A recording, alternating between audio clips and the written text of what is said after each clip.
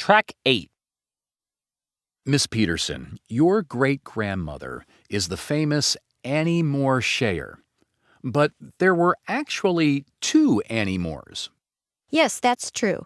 My grandmother, the real Annie Moore, was born in 1877 in Ireland. She traveled to New York in 1892. She and her brothers waited to get off the ship.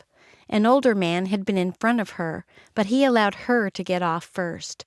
So that's how she became the first immigrant on Ellis Island. She got a lot of attention for it. What was her life like? Well, she settled in New York and was a servant for a wealthy family. She married Joseph Shayer in 1895. She had 11 children. When she died in 1924, she had never left New York. For many years, people thought your grandmother had left New York and moved west. But that was the other Annie Moore, right? It was a mix-up. That's right. The other Annie Moore was born in Illinois, also in 1877.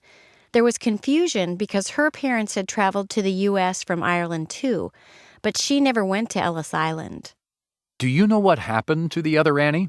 Well, she grew up in Illinois. Then she married Patrick O'Connell. They had 5 children and eventually moved west. They lived in New Mexico and Texas, but they had never traveled to New York. Annie O'Connell died a year earlier than your great-grandmother, right? Yes, Annie O'Connell died in 1923.